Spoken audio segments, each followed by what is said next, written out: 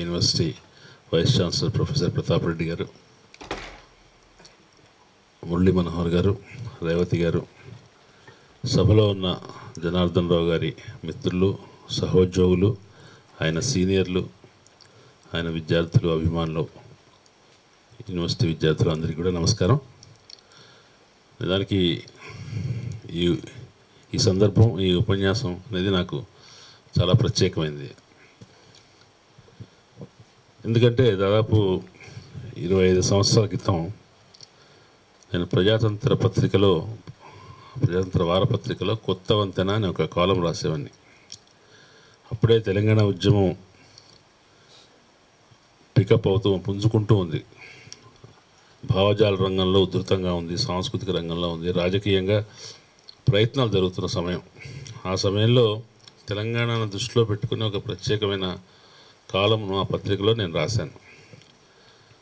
ఆ రోజుల్లో తెలుసుగా మనకు మొబైల్ ఫోన్స్ లేవు, కమ్యూనికేషన్స్ ఇవాళతో పోలిస్తే చాలా తక్కువ ఉన్నట్లు లెక్క.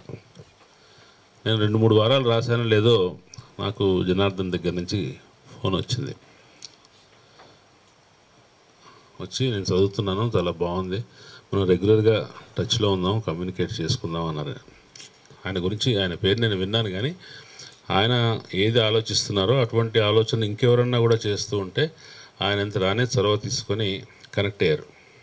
తర్వాత చాలా కాలం నేను ఆ కాలం వచ్చినప్పుడల్లా ఆయన కాల్ చేస్తూ ఉంటాం, మేము మాట్లాడుకోవటం. నేను వరంగల్ వచ్చినప్పుడు 2-3 సార్లు ఆయన కలిశాను. తర్వాత ఆయన కేసీఆర్తో తెలంగాణ రాష్ట్రపతి ఏర్పడిన తర్వాత సన్నిహితంగా మెలిగారు. స్థానిక సంస్థల ఎన్నికల సమయంలో అయితే ఇంకా చాలా వ్యూహ రచనలో కూడా పాలు పంచుకున్నారు. ఆ సమయంలోనే కొంత డిజిల్యూజన్మెంట్ అనేది మొదలైంది. కొంచెం అసంతృప్తి, తాను ఉద్యమ దృష్టితో చూసేవాడు. ఆయన వ్యూహం అంతా కూడా ఉద్యమ దృష్టితో ఉండేది. అభ్యర్థుల ఎంపికల వాటిలో పార్టీ ఏమో రాజకీయాల క్యాలిక్యులేషన్స్, వేరే రకరకాల క్యాస్ట్, రకరకాల క్యాలిక్యులేషన్స్లో వాళ్ళు ఇచ్చేవారు. దాంతో ఆయన చాలా కొంచెం చిరాకు పట్టడం మొదలుపెట్టారు.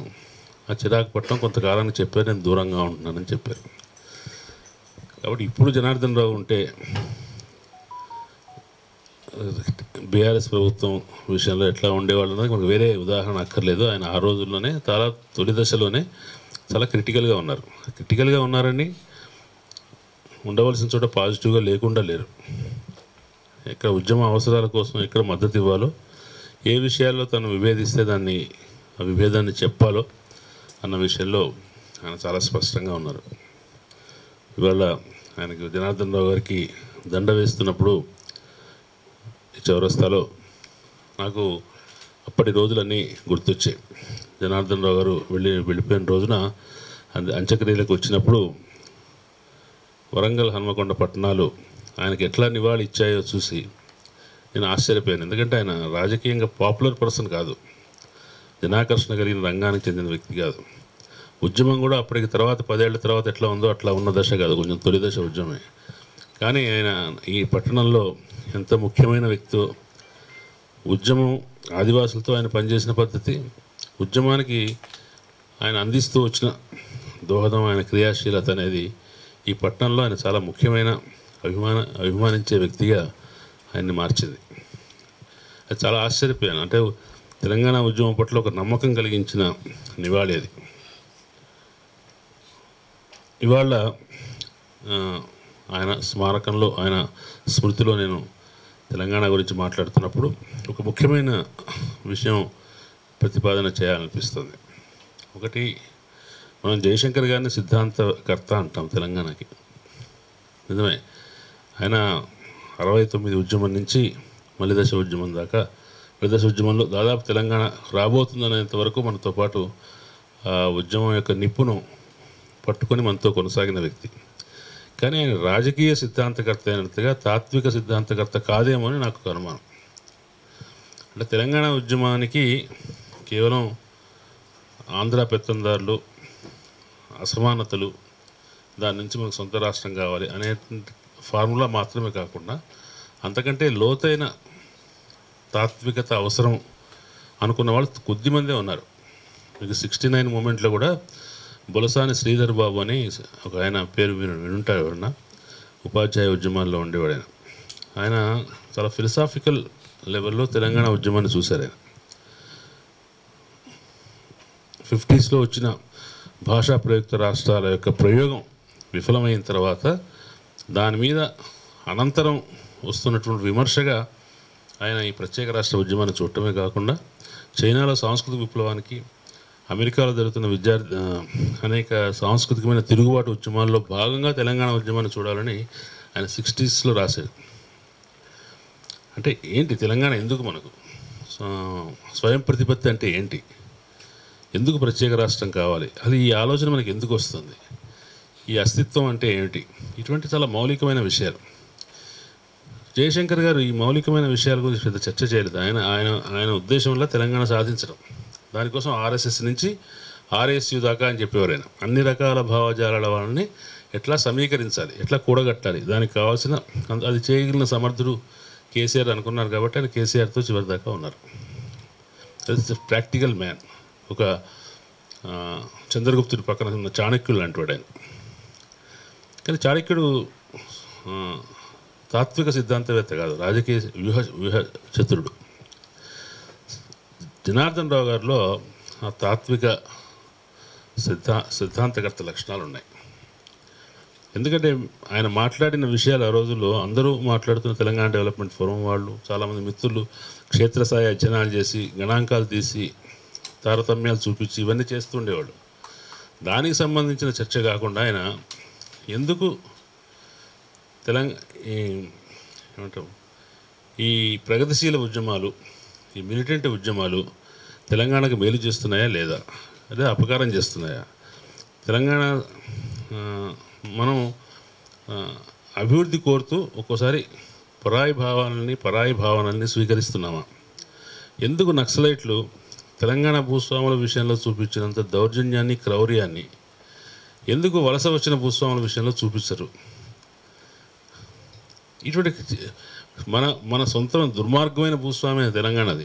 కానీ దుర్మార్గమైన భూస్వామ్యంలో కూడా ఒక మనం ఓన్ చేసుకునే కొన్ని లక్షణాలు ఉంటాయి అని ఆయన ఆఖరి విష్ణురు రామచంద్రారెడ్డితో తాను అనేకసార్లు చేసిన సంభాషణల నుంచి కూడా మాట్లాడారు.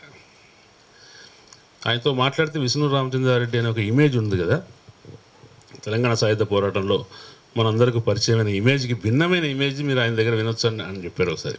అంటే ఇటువంటి ఒక కొత్త విషయాన్ని తరచి చూడటం అది జనార్దన్ రావులో ఉండేది. ఆయన తెలంగాణ ఎటువంటి తెలంగాణ కావాలనుకున్నారంటే, ఇందాక మిత్రులు మన పెద్దలందరూ చెప్పారు, నీళ్లు నిధులు నియామకాలు అనే స్లోగన్ చాలా ప్రచారమైంది. ఆ మూడిటితో పాటు ఇంకొక రెండు ఉన్నాయి. ఒకటి ఏంటంటే నిలువ నీడ, మన ల్యాండ్ మనకు ఉండటం, మన ఆశ్రయం మనకు ఉండటం. ఇంకోటి నిర్ణయాధికారం. ఐదవది అన్నిటికంటే ముఖ్యమైనది నీళ్లు నిధులు నియామకాలు కాక ఐదిట్లో ముఖ్యమైనది నేను అనుకుంటున్నాను నిర్ణయాధికారం.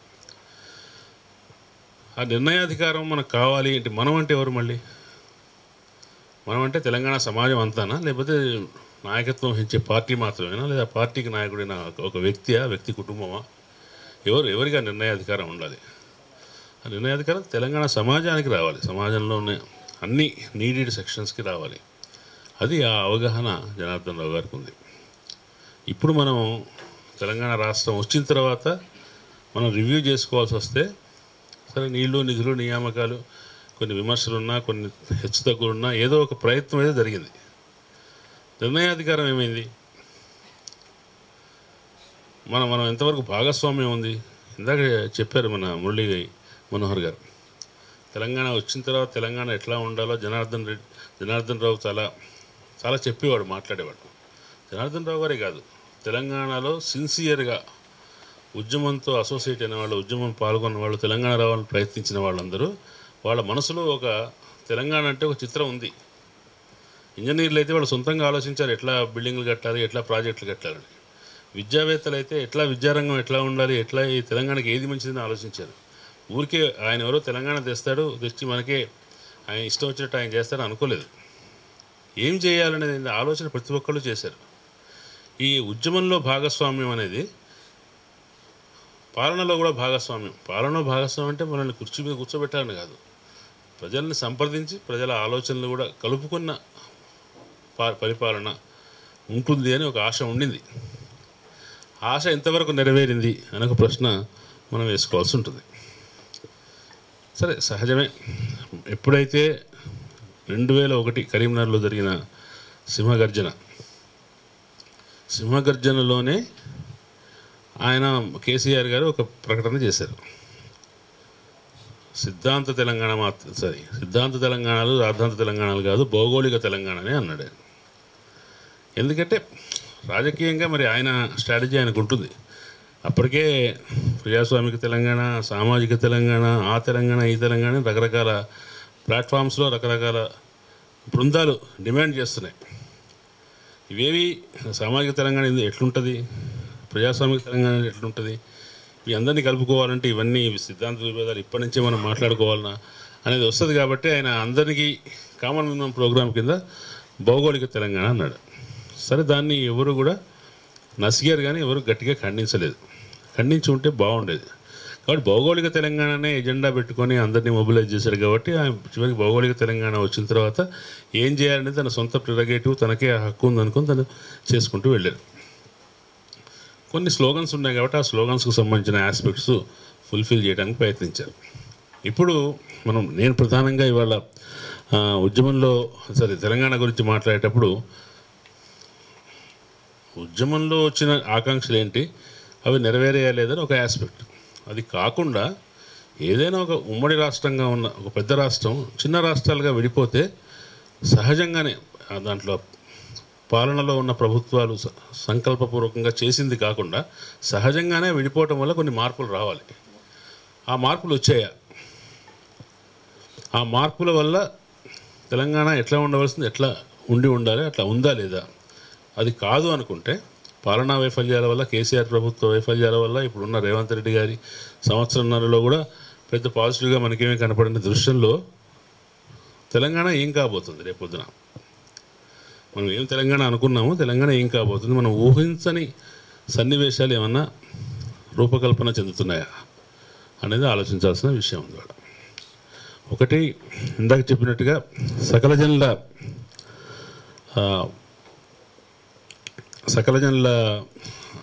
భాగస్వామ్యంతో జరిగినటువంటి తెలంగాణ ఉద్యమం అనేక ఆకాంక్షలు చెప్పుకుంది.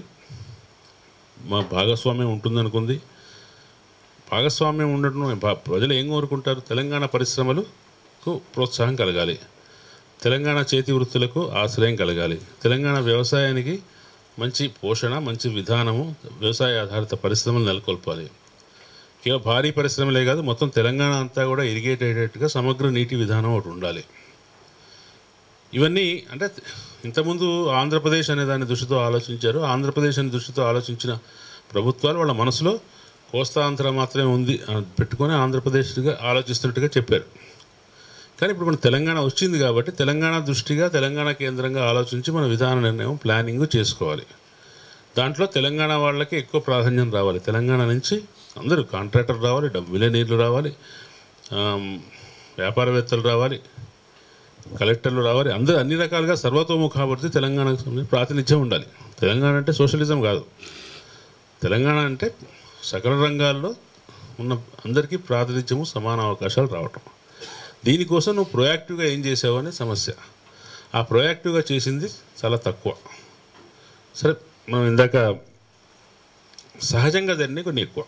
సహజంగా జరిగినాయి అంటే ఆదాయం రాష్ట్ర విభజన తర్వాత హైదరాబాద్ కూడా తెలంగాణలో ఉండటం వల్ల తెలంగాణకు ఆదాయం సమృద్ధిగా దొరికింది. అంటే ఇంతకుముందు పోలిస్తే, ఇంతకుముందు ఉమ్మడి రాష్ట్రంలో తెలంగాణకు జరిగిన బడ్జెట్ కేటాయింపులతో పోల్చినప్పుడు తెలంగాణ రాష్ట్రం ఏర్పడిన తర్వాత తెలంగాణ చేతిలో అది ఖర్చు చేయడానికి, ప్లాన్ చేయడానికి ఎక్కువ సొమ్ము అందుబాటులోకి వచ్చింది. అట్లాగే మనం ఆ డబ్బుతో ఏం ప్లాన్ చేయొచ్చు అనే అవకాశం కూడా మనకుంది. మనకు ఇవాళ మొత్తం రాష్ట్రాన్ని ఆలోచించుకొని ఆయకట్టుని, నీటి అవసరాలని కాకుండా తెలంగాణను దృష్టిలో పెట్టుకొని మనం ప్లానింగ్ చేసుకోవడానికి కుదిరింది. ఇటువంటి కొన్ని సహజంగా వచ్చే ప్రయోజనాలు రాష్ట్రంలో వచ్చాయి. ఇప్పుడు మనం దాన్ని ఇంకొక వైపు నుంచి ఆలోచిస్తే, ఇప్పుడు ఇందాక మన పుస్తకాల గురించి చెప్పారు రేవతి గారు. వాళ్ళు ప్రచురించిన పుస్తకాల్లో ఒక పుస్తకంలో రేవతి గారు, సీతారామరావు గారు సంకలనం చేసిన ఒక పుస్తకంలో ఒక ఆయన రాశాడు, గాలిబ్బా అని పేరు ఏదో ఉంది, ఒక వ్యాసం ఉంది. ఉమ్మడి ఆంధ్రప్రదేశ్ 3 సామాజిక వర్గాల చేతిలో 2 లేదా 3 సామాజిక వర్గాల చేతిలో అధికారం కేంద్రీకృతమైంది. తెలుసు పేర్లు, ఇప్పుడు మనం పేర్లు చెప్పడంలో నిషేధాలు లేవు కాబట్టి. కమ్మ, రెడ్డి, కొంత కాపు, ఈ 3 నియోజకవర్గాల, ఈ 3 సామాజిక వర్గాల చేతిలోనే అధికార పోటీ జరుగుతుంది ఉమ్మడి ఆంధ్రప్రదేశ్లో. ఈ తెలంగాణ రాష్ట్రం వస్తే ఏం జరుగుతుందని దాన్ని రాసిన వ్యాసం అది. వస్తే ఈ ముగ్గురు చేతిలోనే సామాజిక అధికారం, రాజకీయ అధికారం అనేటువంటి ఎస్టాబ్లిష్ అయిన పద్ధతి ఉందో అది బ్రేక్ అవుతుంది. బ్రేక్ అయ్యి కొత్త సామాజిక శక్తులు పైకి రావడానికి, కొత్త సామాజిక శక్తులు రంగంలోకి రావడానికి అవకాశం ఏర్పడుతుంది. నిజానికి థియరిటికల్గా కరెక్టే అందరూ అనుకున్నది కూడా. ఎందుకంటే ఏ రాజకీయ యూనిట్లోనైనా, ఏ పరిపాలనా యూనిట్లోనైనా ఆ పరిపాలనా యూనిట్లో భాగంగా ఉన్న పాపులేషన్ ఏ సామాజిక డెమోగ్రఫీకి చెంది ఉంటారన్న దాన్ని బట్టి అక్కడ సామాజిక అధికారం, దాని తద్వారా రాజకీయ అధికారం కూడా వస్తుంది. కాబట్టి కమ్మ అండ్ రెడ్డి ఇద్దరు ఆల్టర్నేటివ్గా అధికారం పంచుకునే స్థితి 83 తర్వాత అయితే అట్లా వచ్చింది అక్కడ ఆంధ్రప్రదేశ్లో. అంటే మనం కూడా దాంట్లో భాగంగా ఉన్నాం. అప్పుడు తెలంగాణ వాళ్ళ పరిస్థితి ఏంటి? తెలంగాణ రెడ్లు ఏం చేశారు? రాయలసీమ, కోస్తాంధ్ర రెడ్లకు అనుబంధంగా ఉన్నారు.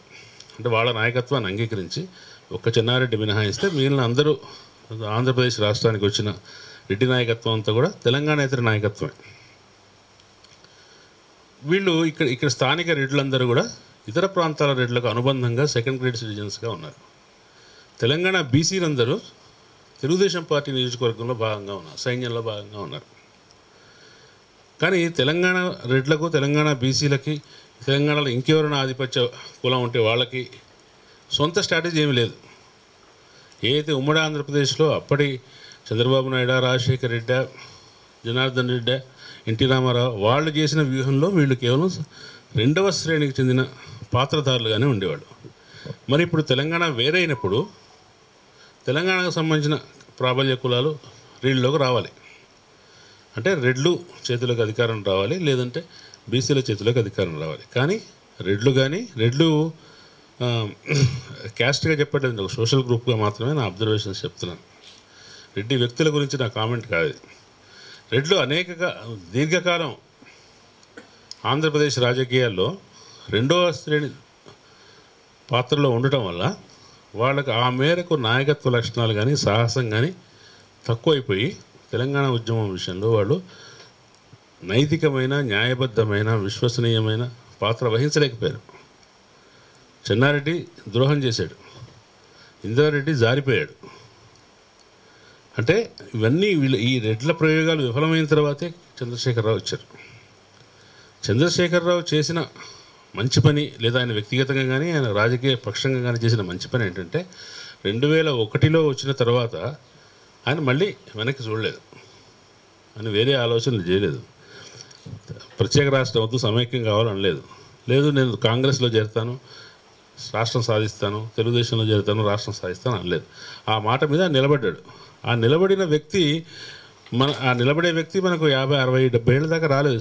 మన విశాలాంధ్ర ఏర్పడిన తర్వాత 60 ఏళ్ళ దాకా అటువంటి ఒక వ్యక్తి రాలేదు. రాకపోబట్టి సహజంగానే ఆయన పాపులారిటీ పెరిగింది. తెలంగాణ వచ్చిన తర్వాత ఆయన అధికారంలోకి వచ్చాడు. ఆయన తెలంగాణలోనే ఒక ప్రాబల్య కులం చెందినవాడు, వెలమ కులానికి చెందినవాడు. సహజంగానే ప్రాంతీయ పార్టీలకు ఉండే లక్షణం ఏంటి? ప్రాంతీయ పార్టీ అనేది అది దాని పుట్టుకలో లక్షణం, అది కుటుంబ పార్టీగా ఉంటుంది. ప్రాంతీయ పార్టీ జనాకర్షణమైన వ్యక్తి నాయకత్వంలో ఉంటే అది అనివార్యంగా కుటుంబ పార్టీగా ఉంటుంది. కాబట్టి ఆ కుటుంబ పార్టీ కావటం అంటే మళ్ళీ సహజంగానే వాళ్ళు తాను ఎస్టాబ్లిష్ చేసుకోవడానికి ఆ సామాజిక వర్గానికి పుష్టి చేకూర్చడానికి ప్రయత్నిస్తారు. వెలమ సామాజిక వర్గం అనేది ఉమ్మడి ఆంధ్రప్రదేశ్ నాటి నుండి తెలంగాణలో 8, 10 ఒకసారి 14 కూడా శాసనసభ్యుల్ని కలిగి ఉన్న చిన్న వర్గం, అంతకుమించి పెరగలేదు.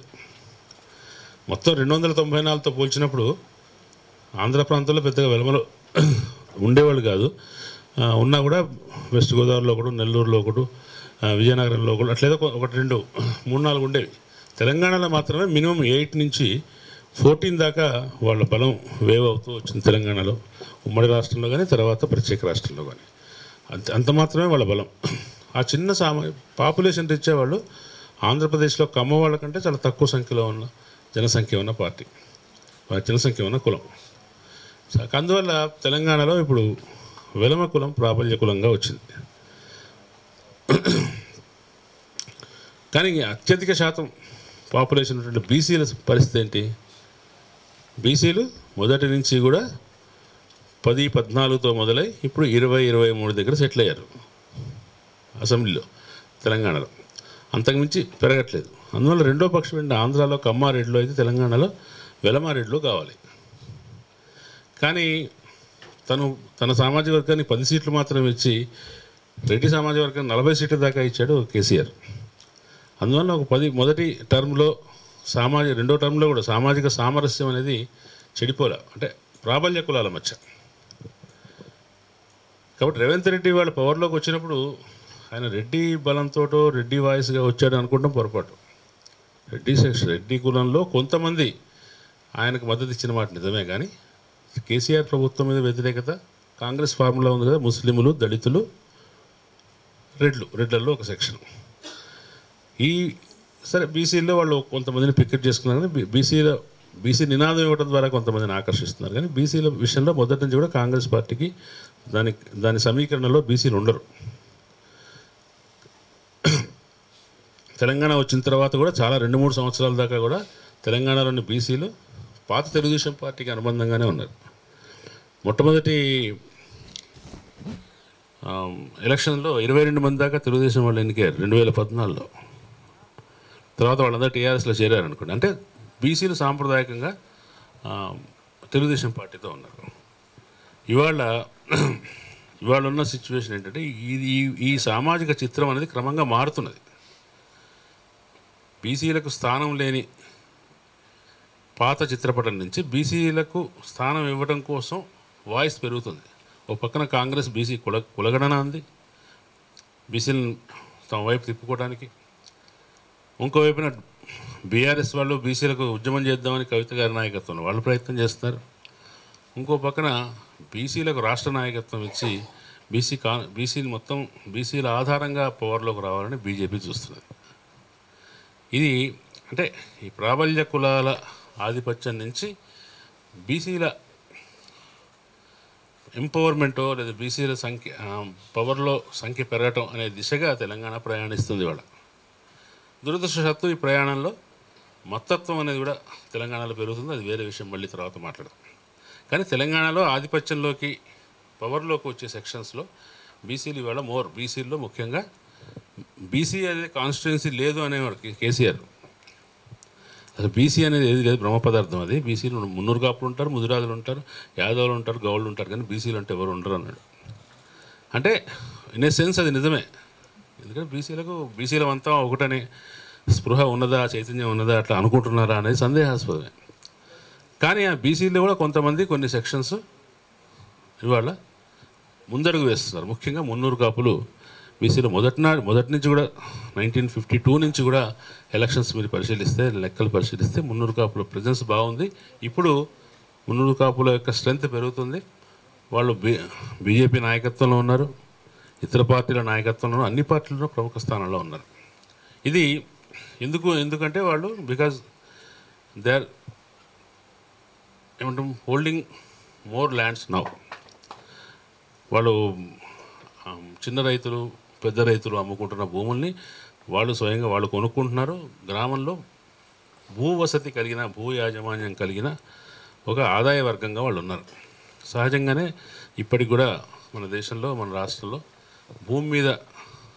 భూమి ఎవరికి ఉంటుందో, భూమి మీద పట్టు ఎవరికి ఉంటుందో వాళ్ళకు సామాజికమైన పట్టు ఉంటుంది.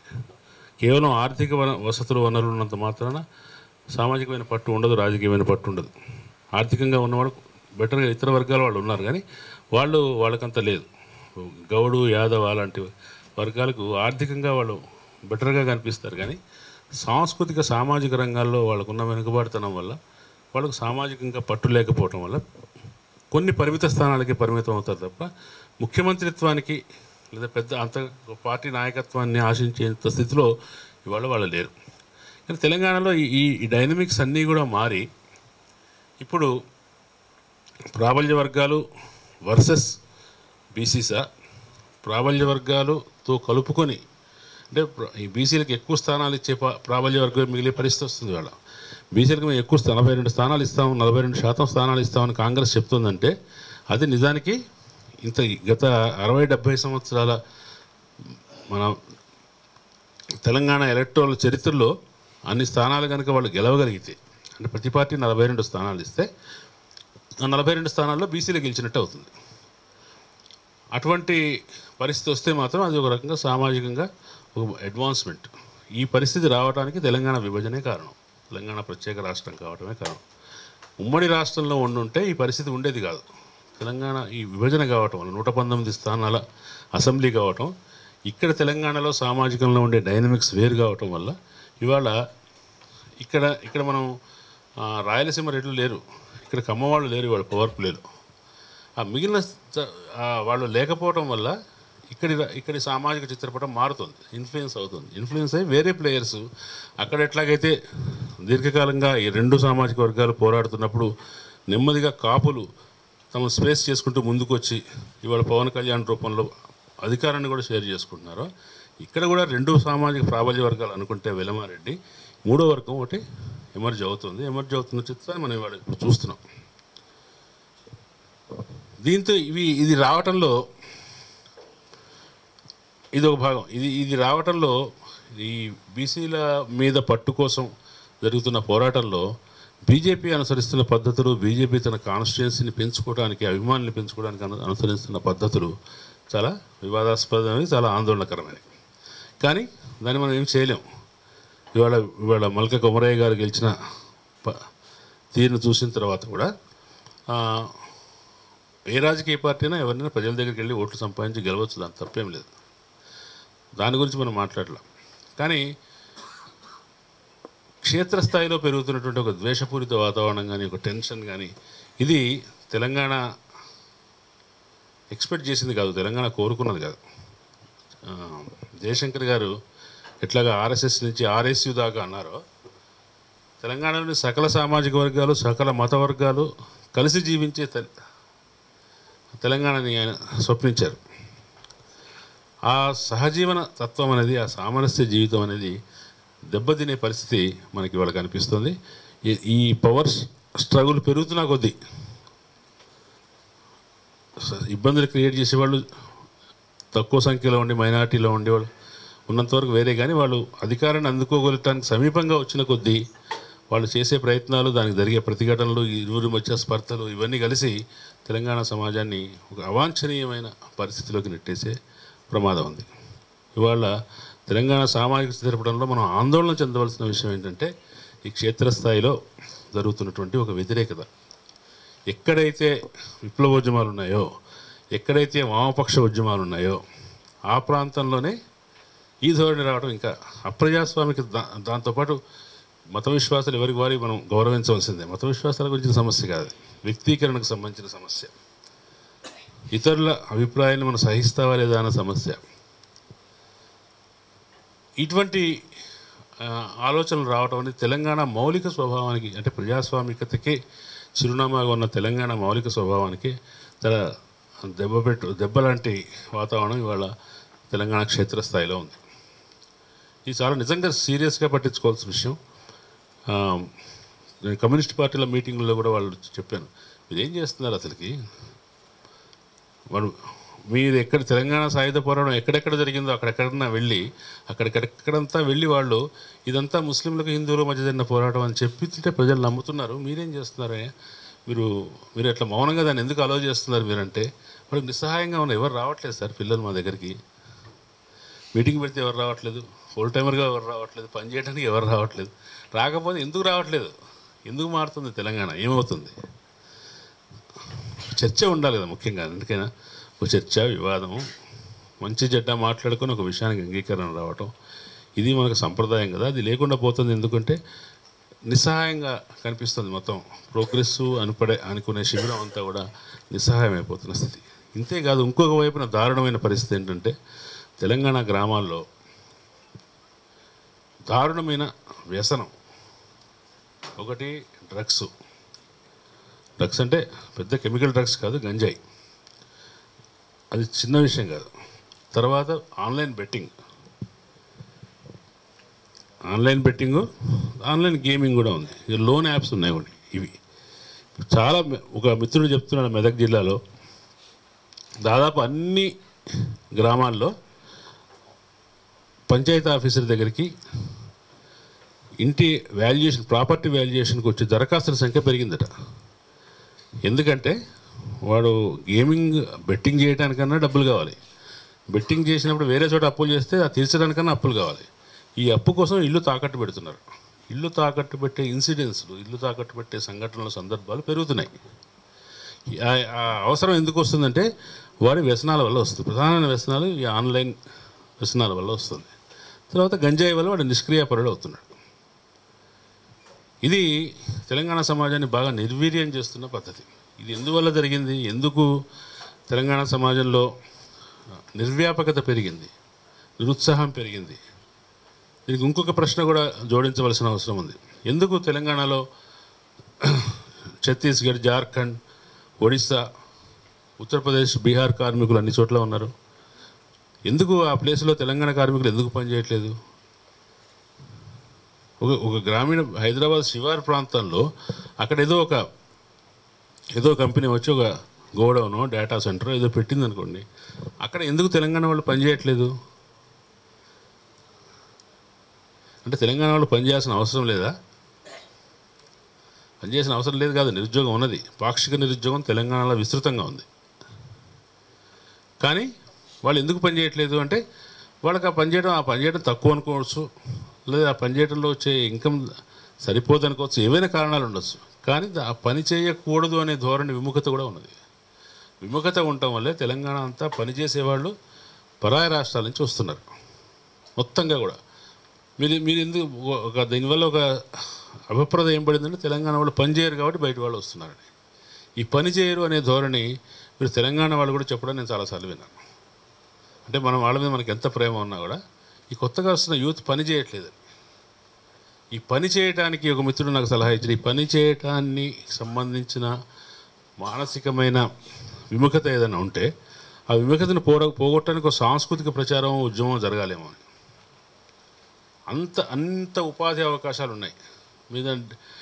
కొంచెం మనవాళ్లే చేస్తే ఇవాళ ఒడిశా వాడికి ఇచ్చిన దానికంటే 10 రూపాయలు ఎక్కువ ఇస్తారు వాళ్ళు, కానీ చేయట్లేదు.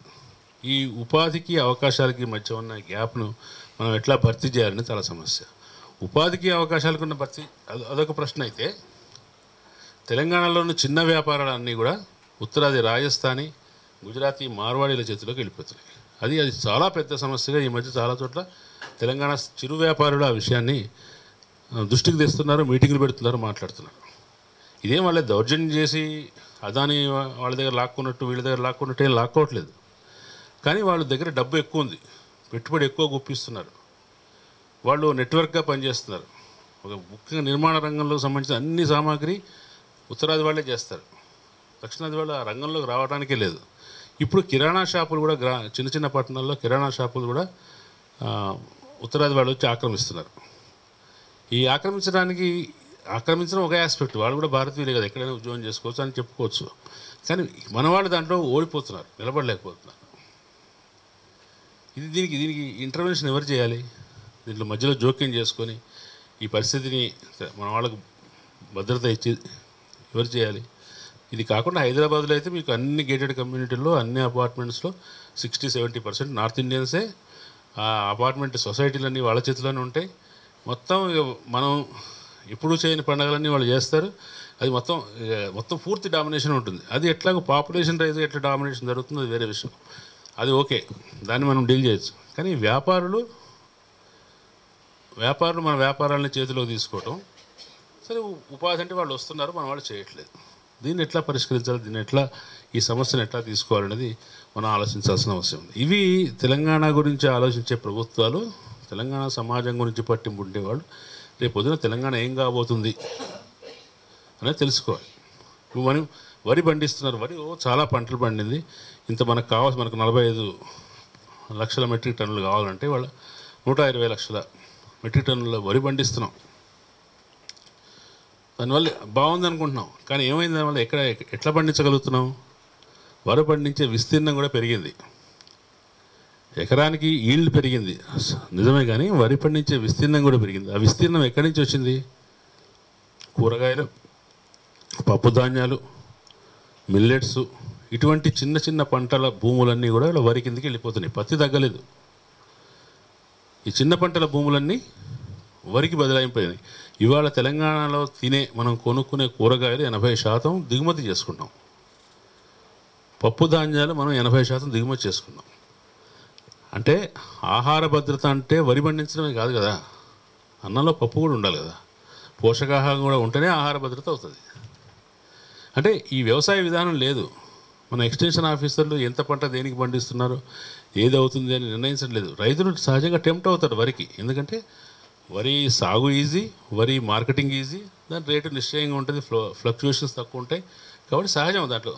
కానీ నువ్వు గవర్నమెంట్ అగ్రికల్చర్ పాలసీని ఎన్ఫోర్స్ చేయాలి కదా, నీకు ఎక్స్టెన్షన్ డిపార్ట్మెంట్ ఉంది కదా, మనకి ఏం కావాలని చేయాలి కదా. పామోలిన్ దిగుమతి చేసుకుంటున్నాం కాబట్టి మనకి నూనె గింజలు అవసరం లేదనుకుంటే కరెక్ట్ కాదు కదా. ఇటువంటి అంటే ఒక ప్రభుత్వానికి వచ్చిన డబ్బుల్లో సగం ఒక పెద్ద ప్రాజెక్టుకి ఇచ్చేసి మిగతా సగం అందరికీ 1000 రూపాయలు, 2000, 5,000 పనిచేస్తే సరిపోతుంది అనుకుంటే చాలా పొరపాటు. ఏం చేశారంటే రాజశేఖర్ రెడ్డి నుంచి నేర్చుకున్న చంద్రశేఖరరావు సంక్షేమం ద్వారా మాత్రమే అధికారం నిలబడుతుందని ఒక తప్పుడు పాఠాన్ని తీసుకున్నాడు. దానికి సంక్షేమం చాలా అవసరం. దానికి సంక్షేమం వల్ల ఈ కేసీఆర్ హయాంలో ఇంప్లిమెంట్ చేసిన పథకాల వల్ల ఇచ్చిన వాటిని డోల్స్ అంటున్నారు కొంతమంది, వాట్ ఎవర్ ఇట్ సోప్స్ అంటున్నారు, అవి కాకుండా కనీసం ఆర్థిక సహాయ పథకాలు అనుకుంటే ఆ పథకాల వల్ల కొన్ని మేళ్లు జరిగినాయి.